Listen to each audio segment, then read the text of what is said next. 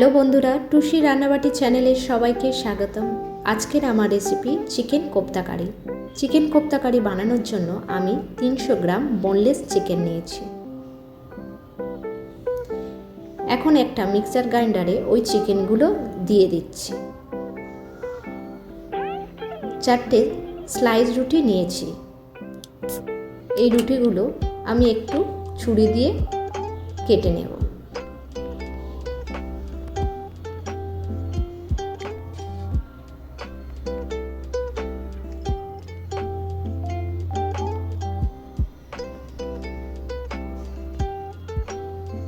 এই রুটিগুলো আমি চিকেনের মধ্যে দিয়ে দেব।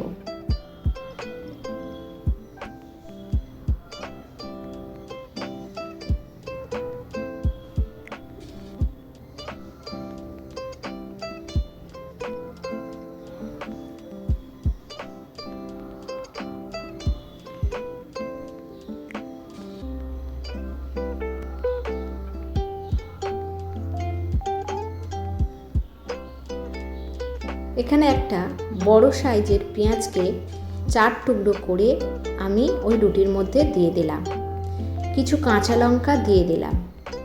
1 ইঞ্চি আদা দিয়ে দিলাম। 4টে বড় সাইজে রসুনের কোয়া দিয়ে দিলাম। 1 টেবিল চামচ নুন দিয়ে দিলাম। 1/2 টেবিল চামচ কাশ্মীরি লঙ্কার গুঁড়ো দিয়ে দিলাম।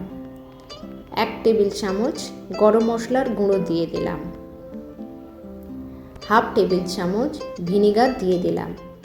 দিয়ে এগুলো আমি একটা সুন্দর পেস্ট তৈরি করে নেব।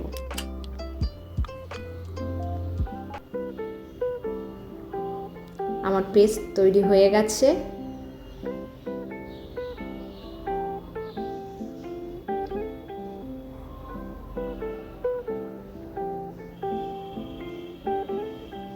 এখানে আমি 1 টেবিল চামচ সাদা তেল দিয়ে দিলাম। এবারে আমার হাতে একটু সাদা তেল মাখিয়ে নিয়ে ওই চিকেনের পেস্টটা আমি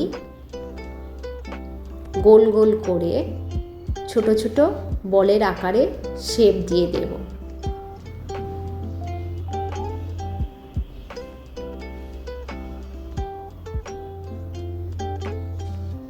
আমার ছোট ছোট বলগুলো তৈরি হয়ে গেছে। এগুলো আমি ভেজে নেব।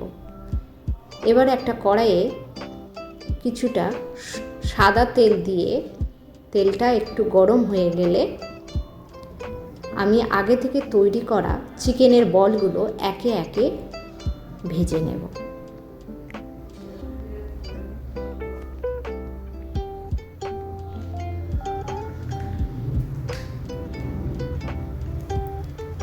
এক পিঠ ভাজা হয়ে গেলে আরেক পিঠ আমি উল্টে দিচ্ছি। ভাজা হয়ে গেছে আমার চিকেনের বলগুলো। আমি একে একে একটা প্লেটে তুলে নেব।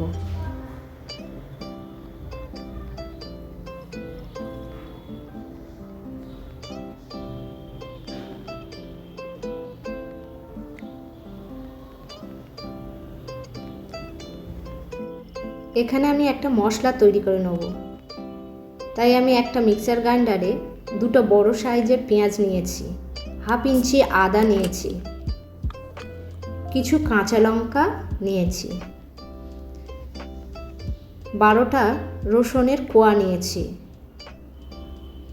3 টেবিল চামচ টক দই নিয়েছি।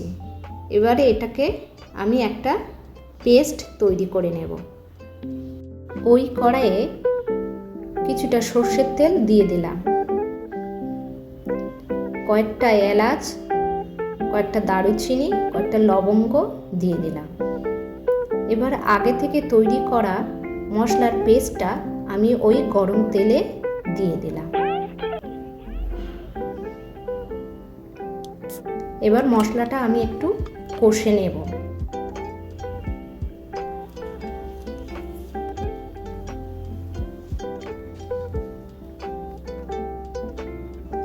আর এখানে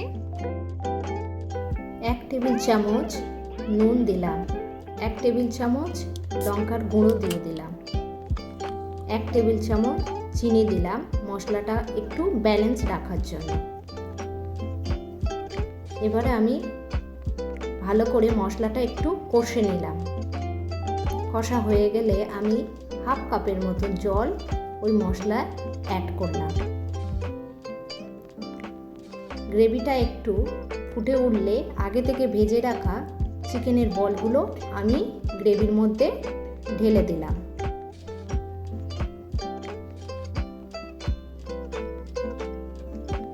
গ্রেভিটা একটু ফুটে গেলে আমি ঢাকনা দিয়ে ঢেকে কিছু সময়ের জন্য রেখে দেব। এবার ঢাকনা খুলে আমি 1 টেবিল চামচ গরম মশলার গুঁড়ো দিয়ে দিলাম। এখানে আমি হাফ টেবিল চামচ ঘি অ্যাড করলাম। এরপর কিছুক্ষণের জন্য আমি ঢাকনাটা দিয়ে ঢেকে রাখব। আমার চিকেন কোফতা রেডি হয়ে গেছে।